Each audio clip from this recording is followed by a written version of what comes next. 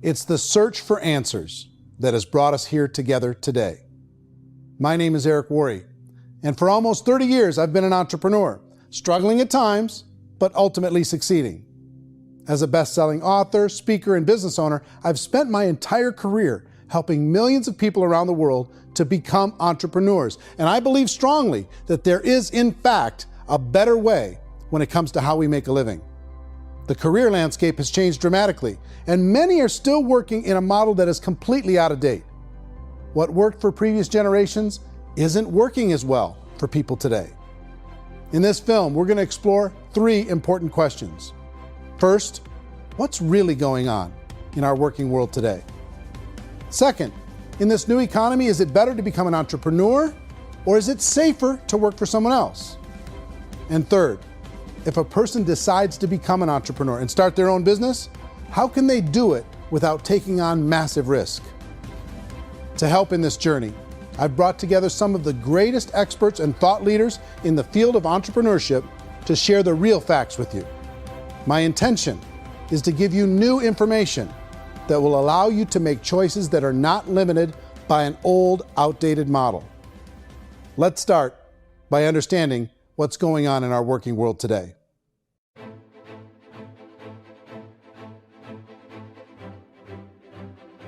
Let's look at unemployment. 30–40% of the people are honestly not working, but would be working. What our government does is if you haven't found a job in 6 months, we don't call you unemployed. We pretend you dropped out of the labor force. I've often said that unemployment, particularly structural unemployment, that's unemployment due to technological changes, is the first sign of economic growth. Think of it, 10 people live on an island. They go out every day and fish. One day, new technology shows up. A missionary brings them a net. Now, using the net, one pilots the boat, one throws the net. 2 fishermen can do all the work 10 used to. That's a 500% increase in productivity, 2 doing the work of 10, in one day. You don't have to learn a lot to learn how to throw a net instead of throw a fishing line. The island's got a big problem, 80% unemployment. But the island still has all the wealth of the fish because the 2 people produce as much fish as 10 did. Now, of course, looking back in history, these changes used to take thousands of years. And during that time, we went into farming and transportation. Some of us became doctors and some teachers and lawyers, and we developed all these new professions and new manufacturing jobs. Today, these changes are occurring literally in one day when a new technological advance occurs, and we don't have the social structures to deal with it or to retrain the unemployed people. So one of the things that I think is interesting as I travel across the country and really travel around the world is the way that we work and the way we get paid for work is changing pretty dramatically. On a global basis, everything is being turned upside down because of the rapidly advancing technologies. They are eliminating many jobs, and we have been left with many people not prepared for the jobs that exist. A lot of demand in public companies was to squeeze out all the fat and to get just as much margin as we possibly could, and fat equals humans. So this idea of job security in information age is so obsolete, but it's still taught inside our school system, and that's where the problem starts. There's no financial education in the school system, and people are still trained to be employees who work for that paycheck. This is a chart on the middle class. What's happening in the middle class, those that went to school, their incomes have been coming down for years. And parents still say to their kids, go to school, get a job. Now what happens to all those middle class people who are dropping off the ends of the chart? Well, they become what's called working poor. And this is what happens to working poor. But they say poverty is ending. Well, poverty may be ending, but working poverty is going up. And this is food stamp usage. So food stamp usage in America is going through the roof right now, because people cannot earn what they call a living wage. Most people have experienced financial pressures that I think are probably greater than they have been in the past. If you're not working for yourself, then it's going to be a pretty hard road for a lot of people. Today, if you're going to control your future, the 40-40 plan is gone, where you can graduate from college and get a job and work for 40 hours a week for 40 years. That day is gone. So some of these charts actually tell you what's going on. And this is a really interesting one, you know. People are going back to school because if I go back to school, I'll get a nice job. But this is what's happening to, it's called Sallie Mae, which is the student loan guys. student loan is going through the roof. It's now over $1 trillion, and student loan debt is worse than credit card debt. So when people stopped using credit card, the government got people into student loan debt. And the problem with student loan debt is you can never be forgiven. See, with credit card debt, you can declare bankruptcy and all's forgiven. But student loan debt, you can declare bankruptcy, you still owe it. It's the worst of all debt. But this is the next picture. Look at this chart here. This is what's happening to wages of college graduates. It's going down. So you go to college, you rack up all this debt, but you earn less money. Now, that's not that intelligent. Average person who's been working a lifetime in America today is ending their lifetime at 65 with about $41,000 in assets. They earned just enough to survive. I think in the United States we have something like 17 trillion in debt. That's just the federal government debt. We got another 2 in municipal and in other, let's call it almost 20 trillion government. We've got 40 trillion in private debt. That comes up to close to 60 trillion. When you then add something we never had before, what you were talking about, when we look at the unfunded portion of Social Security and primarily Medicare, Medicaid, that at the most conservative estimates from outside firms, Kleiner Perkins, 67 trillion and growing. That's more than all our other debt. There's less conservative estimates that say it's 84 trillion or higher. I added up conservatively $127 trillion in total debt. Debt is a financial drug. When you take it to excess, it's like taking a drug. Yeah, it makes you feel better, it enhances your performance, but at a huge cost, eventually it kills you. And so that's what happens. We keep doing more and more debt, and you get less and less results, just like a drug, until the debt gets so high that it crushes the whole system. That's where we're at, 8.2 times GDP. You know who I feel sorry for? I feel sorry for the person who dreads going to work, who is sick to their stomach on Monday morning, who hates their alarm clock, who gets a little glimmer of hope on a Wednesday because it's hump day and says, thank God it's Friday. And they live for those 2 days a week where they get to be themselves and they don't have to be around people they don't like, and they don't have to play the political game in the office, and they don't have to live this half life. The person that works 50 weeks a year just to be able to have the 2 weeks for vacation. And you know what happens to most of them nowadays? They don't have a vacation. They have a staycation. They have time off of work, but they don't get to go where they want to go because they're overextended. They've got all this debt. They got all this situation. They hate their alarm clock. They can't sleep until they're done. They have to spend most of their life in traffic. I feel sorry for that group of people because there's a better way. They just don't know it. I see this really interesting attempt at rugged individuality in a 6x8 rectangle. And I feel like you're all the same, except for the little push pins of the pictures. There's different pictures. Yours is named Jenny and his is named Sujara, but it's the same people. And this is how they are, and they're just like the zombies, and there's no joy in there, there's no fun. There's always like the wacky woman who decorates her cubicle, and that's the most she can do there. You got to give her credits, right? The wacky cubicle woman. The basis for their life is worry. I'm worried, you know, maybe I'll get fired. I'm worried maybe my company will go out of business. I'm worried I can't keep spinning the plates on paying the bills. I'm worried about how do I send my kids to college. I'm worried, what if the transmission of my car breaks? That's, you know, 2 or 3, I can't fix it. People live in a sea of worry, and it eats at them. Those signs that people held up during the Depression didn't say looking for gainful employment in a cubicle. It said looking for work. Work is what we're looking for. Job is just a unit of measurement. Work is what we're going after. It's time to look in the mirror and say, it's not the economy, it's my economy.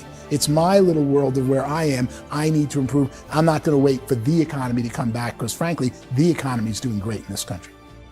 So I'm here on Wall Street, the financial center of the universe, the financial capital of the world. This is where most people's money goes to at least be held for a time, right? With interest rates in banks being effectively zero, and many experts are predicting it's going to stay at zero for the next 10, 20, even 30 years, people feel like they don't have any choice but to put their future into equities, to put their future into the hands of other people on this stock market, and hope that the stock market goes up, hope that the stocks that their advisors pick or that they pick goes up. That's one way to go, I guess. It's my personal belief that if you put your future into the hands of yourself, in other words, you have earning power by yourself, I think you're a better investment than these guys. I think you controlling your future is a better option than handing over your retirement to these guys. The average household income in the United States is approximately $50,000 a year, what they call the middle class. To reach the top 25% of income earners, you'd need to earn at least $90,000 a year. To reach the top 10% would be a household income of $140,000, the top 5%, $190,000, and to be in the top 1%, you'd need a combined household income of at least $380,000 a year. So here's the question. What do you think would give you the best chance to move up and get to the top 10%, the top 5%, the top 1% or beyond? In my opinion, and in the opinion of many, many experts, the answer is to become an entrepreneur, to become your own boss. I think you have to be a business owner. I can't, the only time I ever say to someone it'd be great to be an employee is when they've already told me they've surrendered. I only tell people who are wounded spiritually that they should be an employee. And it's that feeling that you get when you pick up the backpack off the little Cub Scout and say, "Don't worry, little guy, we'll get you back to the camp." You know, it is in no way a kindness when I tell someone they'd be a great employee. The other status symbol really increasingly is lifestyle. I mean, people can own their own business, maybe even work out of their house. That, I tell you, people admire that. Like, gosh, I wish I could do that. The spirit of the entrepreneur is to be a risk taker and to be resourceful and unstoppable and to have a vision of yourself beyond where you are and not willing to settle for life as it is. Think about the great entrepreneurs. They're visionary. They have heart. They're willing to do today what others won't so they can do tomorrow what others can't. Personally, I don't think of the new economy, the old economy. I create my own economy. The entrepreneur's in control. I decide what the economy is going to be like. In the world of entrepreneurship, there are no limits. You can make as much as you want, depending on how much you want to work and how smart you are and how great a team you put together. There's no more lifetime rewarding business than being an entrepreneur. Why in America, where anyone could be anything, would people want to give up their freedom and become effectively a modern-day slave, told shut up and be here every morning at 7:30, leave at 5:30, and do what I tell you? If people decide to become an entrepreneur and work for themselves, they have some traditional options, but they're riskier than you might think. Any kind of a retail business, retail build-outs is extremely expensive.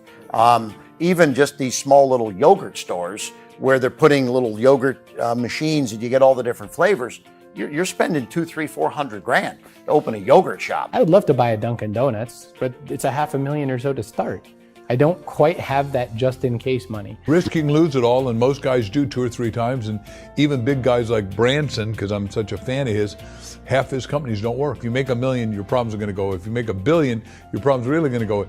Just the opposite. You and I know when you're making $1 million, you got $1 million responsibilities. You make $1 billion, you got 1,000 times $1 million responsibilities. And most people say, I'd love to be my own boss. 70% of Americans would love to be their own boss, according to recent polls. But they don't know how to get there. Because what are you going to do? One, you could buy an existing business. If somebody's selling an existing business, you have to ask why. Usually because it's probably hard. It's probably not making as much money as they hope. 2, they could buy a franchise. A little less risk, proven system, but it's expensive to be able to do that. 3, they could start something from scratch. And that's where a lot of people feel like, I don't have the chops to do it. I don't have the money. I don't have the product idea. I don't have the expertise. I don't have whatever it's going to take to be able to get there, and I can't risk my family to do it. So 4th, they could become an investor.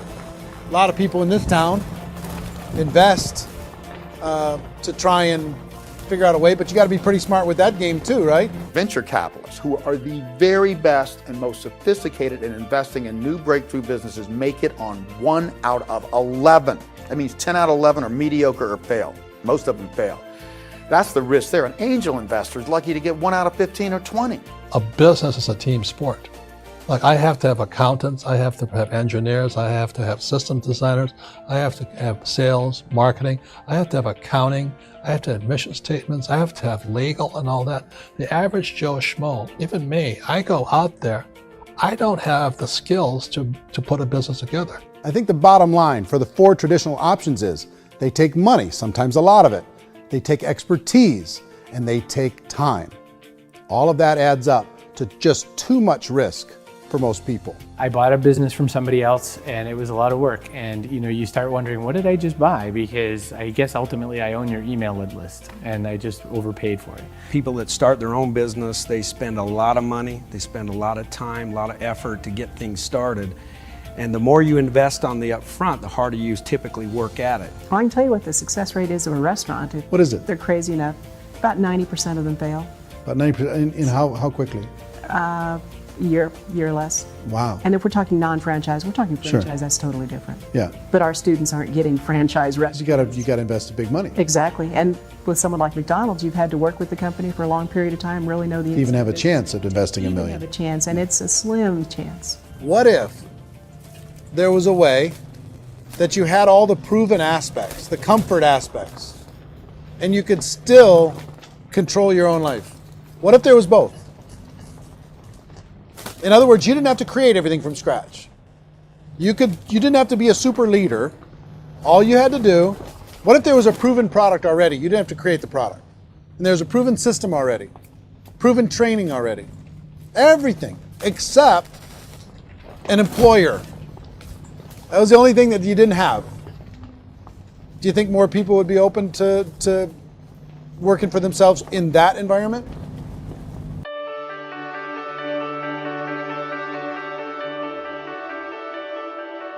In our search for a better way to make a living, we've come to the conclusion that becoming an entrepreneur is actually safer than being an employee.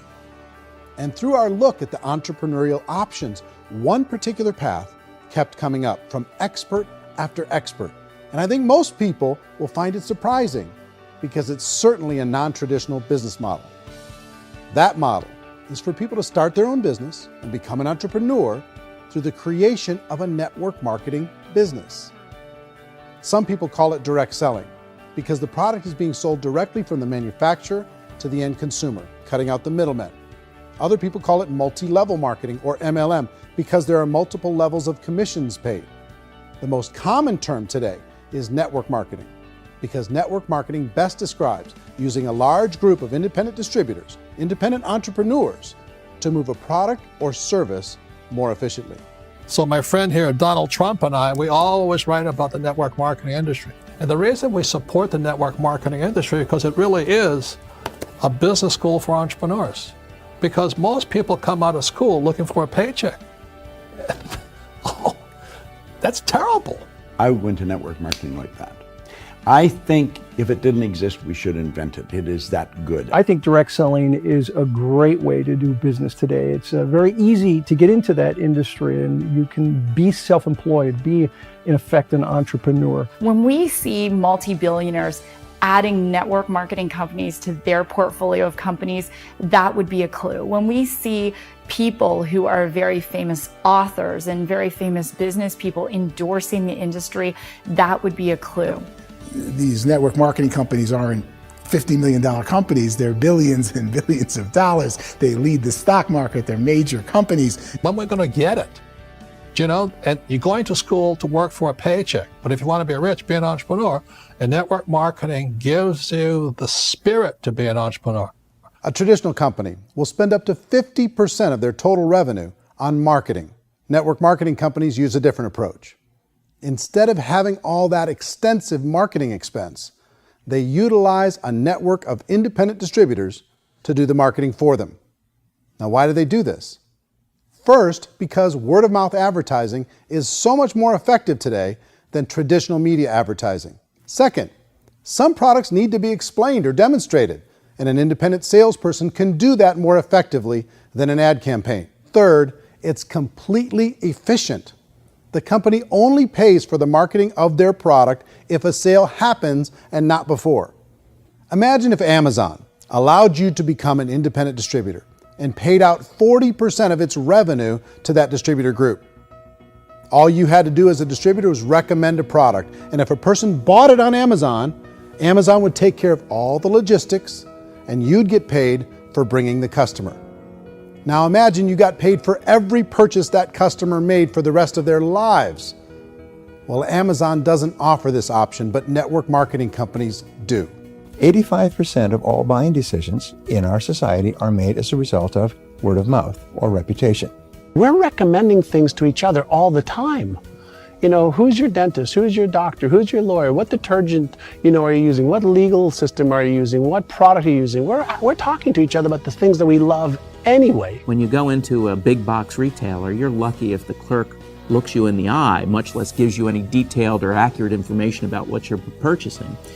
So of course, this personal information, this education coming from a friend, a neighbor, a relative, or even a stranger, but one who has experience with the product is extraordinarily valuable. As a matter of fact, network marketing can educate consumers probably better than any other form of marketing. It certainly can do better than advertising, because advertising usually has a certain hype to it and you can only get limited information. So, network marketing trumps advertising. If you were a typical sales company and you wanted to sell $1 million a month worth of product, you might go find 100 superstar salespeople. The quota would be $10,000 a month. So network marketing as a distribution system just flips the numbers. So we use 10,000 happy, raving fans of a particular product, and we don't concern ourselves so much with how much product each one of them individually sells. If they sell just $100 or $200 a month, and there's 10,000 of them, you're selling $1 million to $2 million a month worth of product. And that's the best way I can explain how network marketing works. This is the marketing arm of the company. There's not money being wasted on bricks and mortar. There's not money being wasted on inventory that's sitting stagnant somewhere. There's not of employees standing around that don't have customers. These are people that are going to connect with customers. These companies allow people to become independent distributors for extremely low cost and with no minimum time or sales quota. Essentially, they own their own business and can provide as much or as little sales as they choose. In other words, the distributor gets all the benefits of traditional business ownership without the risk. The advantage of network marketing is the ease of entry, the low risk, and the low startup cost, because almost everything else has very high risk. You can get in for a minimal investment. You're buying into a system that's already been proven, products or services that have been proven to work. The keys to network marketing is providing an opportunity for the masses to get involved, providing an opportunity for the average person who doesn't have the resources to start their own business. All of this so far is fairly straightforward, but network marketing offers another benefit, and it's this benefit that makes it so interesting for entrepreneurs. Network marketing allows a distributor to build their own network of other distributors and then compensates them on the sales created by that entire group. Direct selling is, at its base, very simple. It's the sale of a product or service to an individual on a face-to-face, one-on-one basis, just the way we're talking right now. But there's an important element as well, and that's the offering in conjunction with that sale of product, the offering of an opportunity for someone to make something of themselves. No matter what your social status is, no matter what language that you speak, I mean, look how many unbelievable people are becoming successful that speak every kind of language out there. What an awesome gift to give the world. Instead of having to work your way up in a system and prove that you could be a sales manager, they just decided everybody can be a sales manager. Everybody gets to build a sales team from day one. And so what that brought into the system of growth as a direct selling company is the concept of compounding or geometric progression. Because now you can actually grow sales force very quickly because everybody is enrolling people in their own sales force. People who are like, oh, this is weird, I'm building a sales team, or what do you think you do at a regular company? How do you think a regular company works? Network marketing is the only industry that doesn't say your past determines your future. It looks at your past and says, okay, now what can we train you to do so you can have a great future? Every other employer out there wants to exploit you for what you already know, not teach you something new. Network marketing has the potential to save the United States and the world because it's going to teach people not to be employees, but to be entrepreneurs.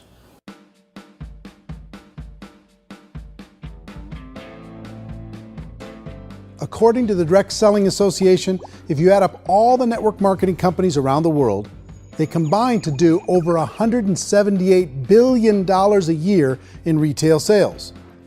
To give you an idea of how big that really is, the NFL, the National Football League, does approximately $9 billion a year. The music industry does a little more than $16 billion a year, and the movie industry does about $80 billion a year. Using a conservative average, network marketing companies pay their distributors about 40% of that $178 billion in the form of commissions, which adds up to more than $71 billion a year. That's almost $6 billion a month. It's almost $200 million in commissions every single day. So it's certainly working, and people are making serious money in network marketing. With the growth of the direct selling industry over the last 10, 15, 20 years, we've seen a broader understanding of the channel. We have seen more and more people getting involved in the business, so our penetration in the marketplace has increased, and thus the understanding in the marketplace of who we are has increased. And we've seen non-direct selling companies look at the direct selling model and say, something's going on there. People are making money. Companies are being profitable, individuals are being motivated, product is being delivered to market. Maybe we should explore this. Some people think only the people at the top make money. Well, let's take a look at that as well. In the network marketing profession, there are roughly 500 people in the world who earn over $1 million a year. If you round that number up to $2 million a year, that adds up to about $1 billion a year. That takes the $71 billion paid out each year down to $70 billion. So where does the rest of the money go? The vast majority goes to part-time people making anywhere from a few $100s a month to many thousands of dollars a month. It goes to people who choose to make it a full-time career move and earning even more than that. Every day, people are using the money they earn through network marketing to pay off debt, have more fun, and improve the quality of their lives. Everyone I know in network marketing has been doing that since the 50s. They go to work when they want to go to work. They stop working when they want to take time with their children to have a leisurely breakfast and discuss issues and driving to school. They go back to work when they get home, wherever they're working out of. The biggest thing that I've seen is people that have become much happier in their life. MLM has probably made more millionaires of more people in more countries, and I've spoken to them in 67 countries, than any other single form of business, starting from nothing. If they have a choice between working a job for the next 10 years or working a network marketing business for the next 10 years, the result of working the network marketing business will be better. A lot of people within the industry go on and make this a career and do extremely well at it. Network marketing has been nothing but good for everyone I know that's been involved with it because they did it seriously and they played full out and they've been very successful. It's been a constant barrage of success stories and people showing off stuff that they got as a result of it. How many people are involved? Approximately 16 million Americans and 96 million people around the world are currently participating in network marketing. And in a recent poll, 82% of those people report a good, very good, or excellent experience with network marketing. So people are happy.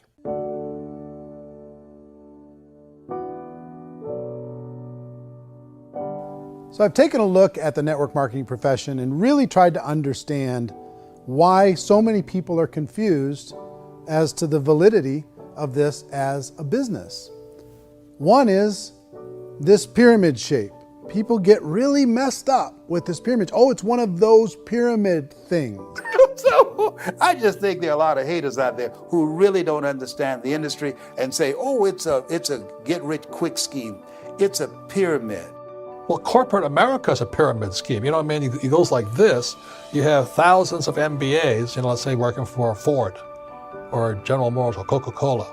If all these MBAs, they're all trying to get to here, that's a pyramid. Only one guy's going to make it. Every 10 years, one's going to make it. Whereas you look at network marketing, it's like this. So you're here, and your job is to develop other CEOs coming up behind you. So it's an inverse pyramid. In network marketing, it's a very simple concept. If you sell product, you get paid. It is paid based on production. There is no first mover's advantage. There is no investment component where the more somebody spends, the more they're entitled to make. So the two are polar opposites of each other. It doesn't matter what shape the company is or the compensation plan is shaped, whether it's a circle or a pyramid or a triangle or a trapezoid, it doesn't matter. If compensation is coming primarily from recruitment, then you've got a problem. On the other hand, if an operation is basing their compensation to participants on the basis of sales, even when those sales are generated by people you've recruited, well, then you're a perfectly legitimate enterprise. That's the legal test, it's the practical test. Another issue that's been true in the past that is no longer true now is people used to be in network marketing loaded up with products that they couldn't sell, and they ended up a loser. They ended up with a bunch of product in their garage, they ended up with a bunch of products sitting in their kitchen shelves or whatever, and they thought they could sell it, and then they weren't willing to or able to sell it, and they ended up with a bunch of stuff, and they were bitter about it. There was this thing called front loading where you had to buy, like, well, if you bought $25,000 worth of product, you got better commissions and all this. Today, it's almost all done by computer. It's direct mail, comes from a warehouse somewhere else. You don't have to have all this inventory. You don't have to stock up. It's a paperless world now. Most of it's done online. You have a back office. It really works. And I mean, the technology has changed everything. Third issue is people start talking about 99% of people in network marketing don't make any money. Well, we've talked about that over the course of this journey together. Almost $200 million a day is being paid out to network marketing distributors around the world. The naysayers, the people who say that it doesn't work, are usually the ones who just don't know how to make it work for themselves. And so they're giving you an opinion, and I tell people, don't confuse people's opinions with expertise, because opinions are free. And don't confuse sincerity with the truth, because people could be sincerely wrong. But here's the reality inside of network marketing. The vast majority of people that get involved in network marketing just become customers, and they get involved to be able to purchase product at a lower price. If you take Costco as an example, if a person goes into Costco and gets a membership to Costco so they can get a lower price on the product, we don't call that person a loser because they have a bunch of product that they walked out with a smile on their face.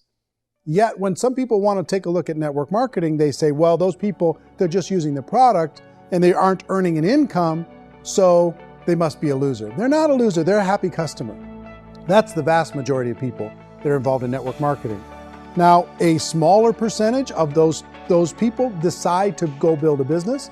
They earn $300 a month, $500 a month, $1,000, $2,000. That's the bulk of earnings in network marketing. And then there's the few that really decide to take it serious, really decide to build a large network, really work to make that network very, very productive. And those people make huge amounts of money, and there's no cap. What I do as an outside economist, just somebody looking at this industry like any other industry I speak and say, look, what's the realities of this? 1% do incredibly well. 10% generate some additional income at pretty low risk and effort. That's not, and 90% of people roughly end up customers. One thing that I think is real when it comes to people's perceptions about network marketing is people put this, and distributors, I think, involved in network marketing have some responsibility for this. They have sometimes unrealistic claims about the product or about the income. Most people who become distributors, they want the money, they want to be successful, but they don't have the skills. They don't know what to do. And when people don't know what to do and they're in a new business, they're scared. And when they're scared, they panic and desperation kind of sets in. So they think everyone they talk to has to get in. So if I talk to you and you say, well, no, I don't have time to do that, they're like, no, I need you. You have to do this or I won't be successful. So I start clawing on you. I start that desperation. So then I start making claims about the product, which are not appropriate, probably not even true. Or I start saying, oh, let me show you how you can make all this money and you don't have to do anything, Eric. And so you just totally misrepresent the opportunity, and you're clingy with people because you think you need everybody to be successful. and you don't. You know, one of the messages that I try to deliver most forcefully to companies as well as salespeople in direct selling is that you don't have to overpromise. The reality is in network marketing, there's a lot of hard work involved.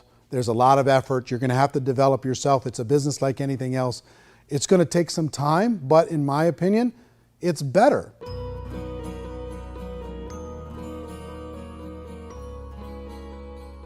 It's light years better for people starting today than it was even 5 years ago. I think it's more widely accepted now, and people understand it is a business. It is being an entrepreneur. It is being a business owner. Our belief system is based upon our evaluation of something. And frequently, if we reevaluate a situation, our belief about that situation will change. The industry has changed and it's grown up. It's totally transformed. You've got young people today that have grown up with social media, and they understand networks. They understand how people are connected through technology, and they understand how money flows through those networks. So when they see network marketing, they don't see it the way their parents saw it. And we've all learned, the larger industry that you represent, has all learned from those mistakes and flaws and errors that have happened early on. Early algorithms didn't work the right way. That's all fixed. It's like when they design a computer program, they design the program, then they run it, and then they go back through and they debug it. The MLM industry has been debugged. This is the day of being virtual, being able to run a business from your mobile phone. I mean, it's incredible. Companies are getting smarter. They're implementing more consumer protections. They're implementing more compliance training. They're doing more with respect to product research. If you do get involved and you make purchases of inventory, even on a voluntary basis, if you decide that this business is not for you, you can leave and have that inventory repurchased by the company. There's no other business that offers that kind of protection on a voluntary, self-regulatory basis.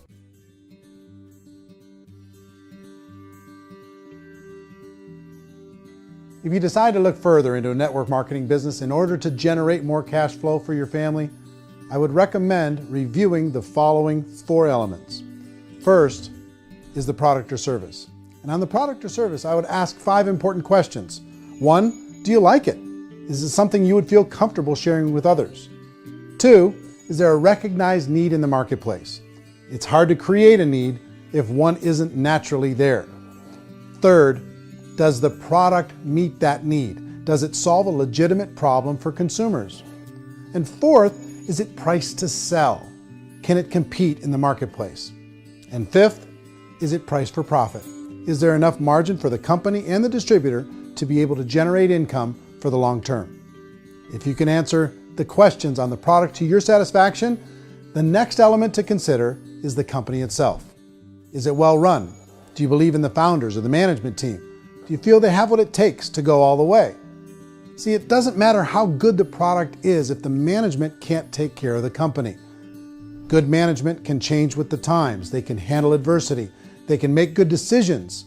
Make sure you choose a company that can serve you for a long time. The 3rd element to consider is the compensation plan. And with that, there are 3 important things to look at. First, a brand new person needs to be able to generate some money fairly quickly. It may be an obvious reason, but you can probably imagine the ripple effect of a distributor getting involved and having even a small victory fast. That can only help with the overall success of the organization. Second, a person should be able to develop a moderate part-time income in a reasonable period of time. As they develop their network and as their sales grow, they should be able to enjoy more benefits. And third, for the people who are really serious, for those who decide to really go pro in the network marketing profession, there should be the possibility to make a serious full-time income if they work hard and are committed to developing their skills. If you're comfortable with the product, the company, and the compensation plan, the last thing you should look at is the support that will be made available to you. Does the company have a website? Does it have a solid online reporting tool? Do they have comprehensive training available? Do they host events to help you build your business? If you decide to do this, what kind of a support system can you plug into? Choosing a network marketing company is a personal decision. But evaluating the 4 elements of product, company, compensation plan, and support is a great place to start. Is the company promising that you're going to get rich quick or that you can make a lot of money without a lot of effort? That's a red flag. Is there a product that you really believe in that you think can be sold? Or are you being told by salespeople or the person who's trying to recruit you or by the company itself that don't worry about the product, all you have to do is recruit other people into the business? Red flag, warning sign. If you're hearing that, take a second or even a third look. Get to know the customers, the products, the business, have some success, and see where the opportunities might take you to move up in the organization. You want to find out how concerned are they about my education, my training, and my development? Is there a space for me to grow? Most important question. Learn everything that you can about the product. Make sure it's something that you believe in, and learn everything you can about the industry and work that system. You have to be very passionate about whatever that company is doing. I would get involved. You can always test drive anything, you know, the product, the service, the community, and then lean into it a bit. If it feels good, then lean into it a lot. Behind me is the Lincoln Memorial. And this is a place where Martin Luther King Jr. had his famous "I Have a Dream" speech. And at that speech, he talked about his dream for equality for everyone around the world. And that's a noble dream. But I think more people need to remember what it was like when they were kids and the dream was still alive in them. Before it got beaten out of them by reality, by this paycheck, by these responsibilities, and by having to live for this job to pay the bills. I think people need to remember that, go back to that. Once they know that there's a better way, I think their future is going to be much brighter. They can live a better life.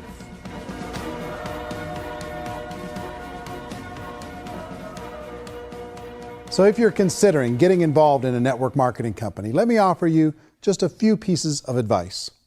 First, network marketing isn't perfect. It's emotional, it's challenging. Like any entrepreneurial venture, it can have its up days and its down days. But if you have an entrepreneurial bone in your body, it's just better. Second, if you're gonna do it, decide to be professional. Decide to go pro. It's better to do that than just be this amateur sticking your toe in the water. Third, as any professional, you're gonna have to learn some new skills. And I promise you, inside of the network marketing profession, they're not too difficult to learn. Fourth, like anything worthwhile, it's gonna take some time.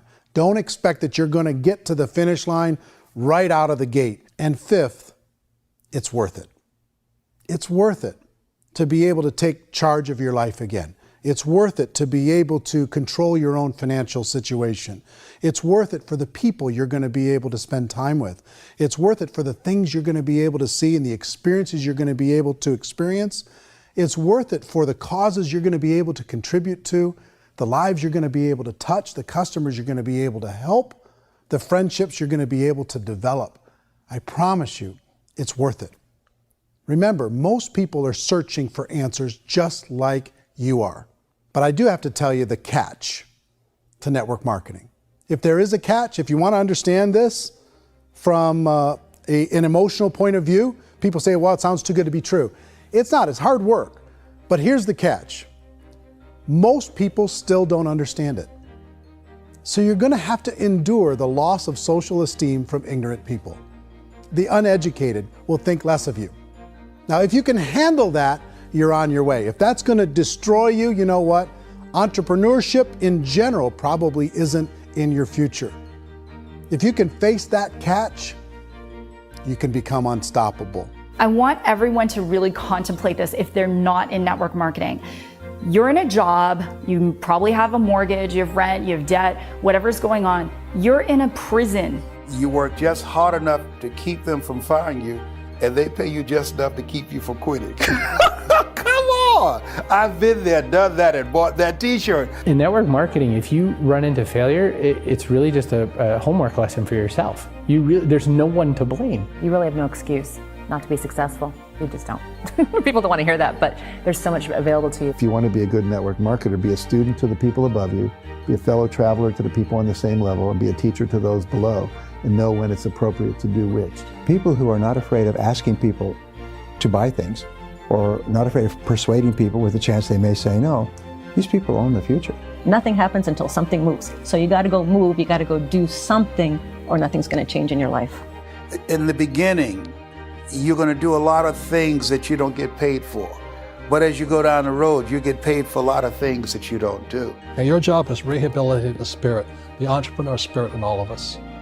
You give it back. Either give it a strong yes or a strong no, but no wishy-washy, dilly-dally stuff in the middle.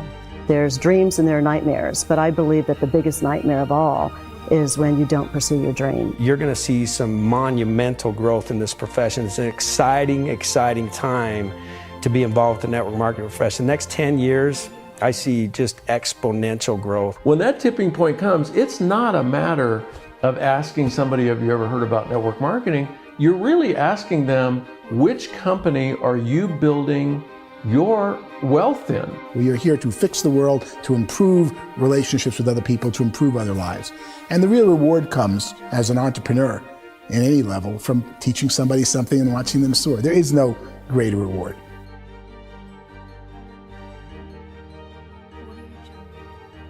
Life's too short to spend it living someone else's dream instead of your own. It's too short to spend it living at a fraction of your potential. Can being an entrepreneur be a challenge at times? Sure. But here's what you get in exchange. It can be yours. Something that you built, something that you created, something that you made happen. This balloon represents your dream. It represents entrepreneurship.